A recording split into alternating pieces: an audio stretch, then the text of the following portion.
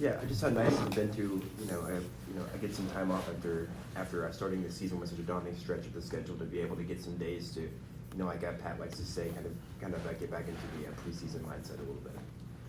Yeah, it was great. Like, we went through a big stretch of games where you kind of felt like you're always preparing for something, and it was nice to kind of get a couple off days and then get into practices where we can focus on ourselves and get better at what the things that we need to. So it's been a good week and just kind of ready to get out there again.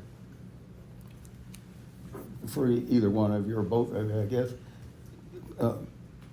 Pat, Coach Kelsey has talked about how he thinks playing that tough schedule has helped you grow and maybe prepared you for the rest of the season.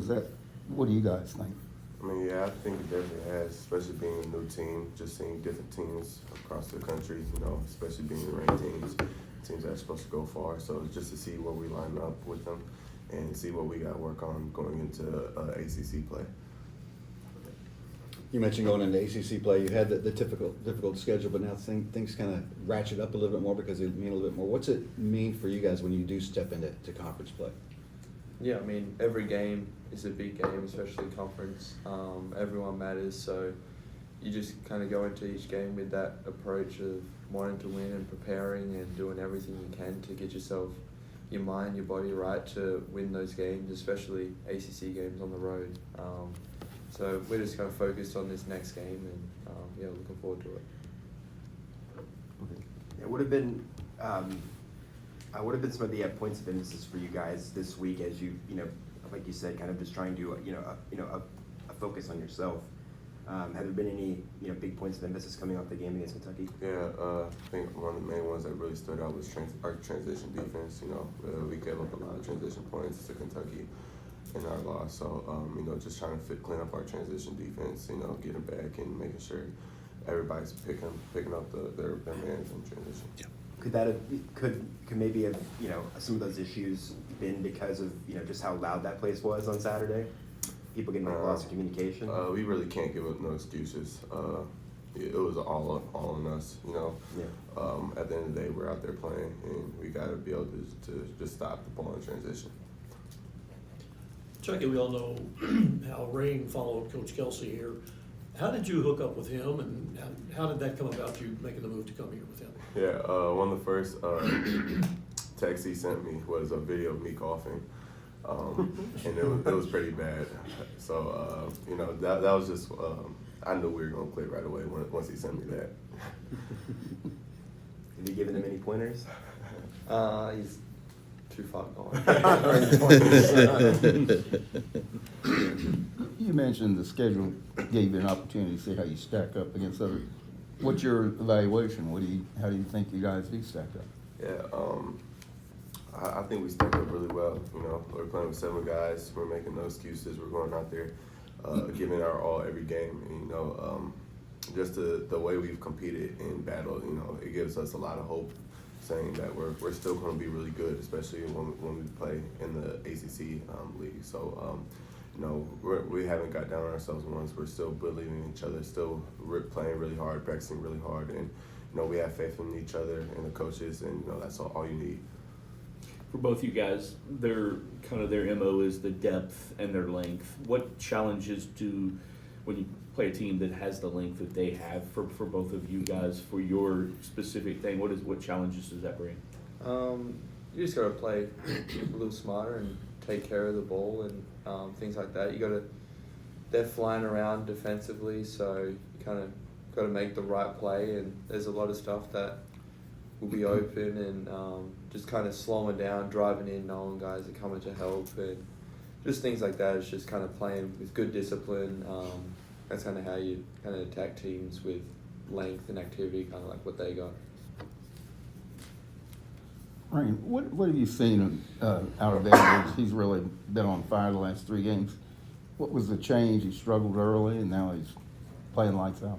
Yeah, I think he's just kind of relaxed out there. He works really hard and probably puts maybe a little bit too much pressure on himself. And you kind of see he's gone out there and just kind of played his game and playing at his speed. So it's been good to see him kind of just get comfortable out there. And we've got the utmost confidence in what he does. So we just told him to keep being aggressive, and eventually it'll come together. And it's good to see him kind of start to get hot.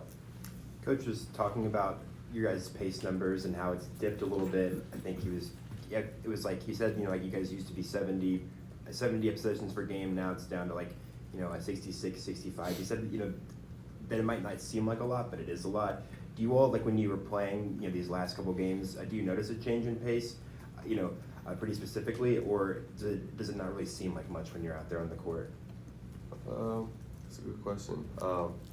It definitely has seemed like it slowed down a little bit, but we're still working, trying to get the pace back up, and just get as much shots as we can and take care of the ball. Other questions for these two, Ken? Chucky, do you think it may help you guys with your outside shooting that the pace has come down just a tick? Maybe you guys have a little bit more legs in the second half. Maybe it has, maybe it hasn't. We don't know. We just know that we put a lot of work in to get the shots up we want, and later on in the season, we know shots will continue to fall, and as we play faster, still get more conditioned. Like I said, the shots will fall. And as a guy who likes to create havoc and turnovers, when you're getting ready to go against a team that is susceptible to that, does it tweak your eye a little bit? Definitely does. That's just what I try to do. I try to force turnovers, maybe a little too much sometimes, but just the type of player I am, I'll just try to speed people up and try to create turnovers.